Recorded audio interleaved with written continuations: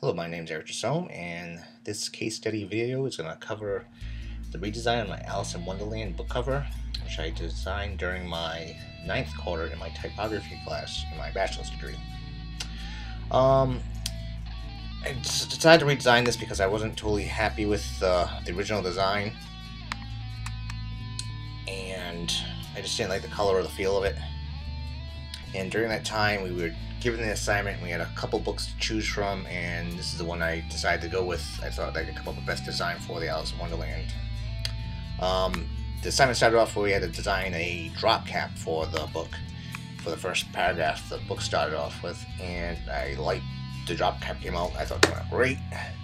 I had the feel of the story. You had the suit of cards, the Queen of Hearts from the story, and I really liked it. And that was for the book itself, and then we did a 3D version of it that we could add to our portfolio, and I was really happy with that also. But still, going back to the book cover, I wasn't too happy with it.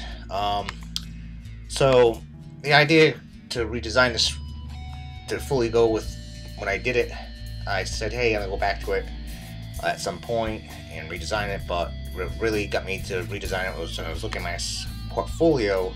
I had done this during my associate's degree. I redesigned the Girl with the Dragon Tattoo book cover, and it came out really good. And at the end of that, I had designed that during my third quarter of my associates. And at the sixth quarter during my portfolio class, I decided to make it and insert it into a 3D model in Lightwave. And I was pretty happy with it. And I made the model myself, and the model was pretty good. But I thought, this time coming around, just before my sixth quarter during this bachelor's degree, I thought, I really want to find a really good model to put this on. So before redesigning my Alice in Wonderland book, I had made the Sherlock Holmes book during my seventh quarter of my bachelor's, and I had found a model, and I had placed this on the model I had found online that I bought. And it came out really good. I redesigned this to the model. It was a booklet that I had done during that seventh quarter. It was a little smaller, and I redesigned it so that it would fit this model, and it came out really good. So then I was like, all right, let's go forward with Alice in Wonderland redesign. So to go back to the Alice in Wonderland book cover here, the book cover, the feel I was kind of going for was kind of like a cloth texture, an old 1800s, early 1900s cloth texture stamped book cover. Kind of didn't really pull it off how I really wanted it. I kind of didn't like the color. I tried a few different colors with it, and at the time I just couldn't find something I was really happy with. So what I could do to improve on it, I figured I gotta find some different color for one, and I need to design a back and a front. So, thinking about it during intercession, at home, I collect these leather-bound books made by Barnes & Noble. I have this book right here on my shelf, Jurassic Park, and I see this, I'm like, if I did a white leather with the silhouette that I currently have, that would come out great, something like this. So this is what really inspired me to go with this white color. So I found a leather background, went to Photoshop, took the Illustrator file, saved it out, and it came with this. And I was like, wow, that looks so much better. Really happy with this. So then I went to design a back.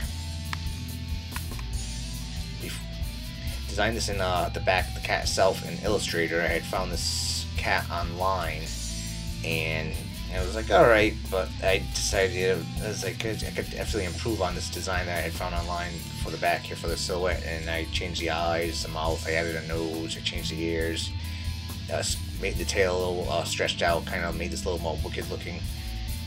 And then I just found this text for the back of the book from a review on Alice in Wonderland. And that's how the back came along. And the side, which I made in Photoshop, a little background in there, laid out with the text here, and then I got this hat, Mad Hatter, because I want a little Mad Hatter in there. And that was that. So after that, I brought it into Cinema 4D.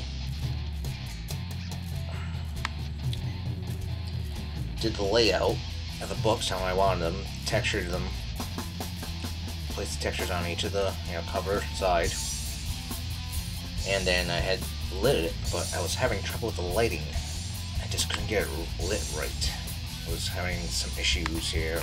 Now it's too dark, it's too bright in spots. I was getting washed out in the very front here of the book, the lighting here. I just couldn't get it right how I wanted it. It was just like, what the hell? I was just really having some trouble with the lighting. No matter how many lights I put in or took lights out or positioned them, just couldn't get it how I really wanted it to look. So I wanted to talk to my teacher, John Simcoe, who's an expert in Cinema 4D and lighting, and he helped me out. And we went to Cinema 4D and we made a sphere here, as you can see, and just made the sphere and lit that. We just illuminated the sphere so it cast light all around the whole objects of the books. So once that was completed, then I rendered that out, and this is what we came up with here.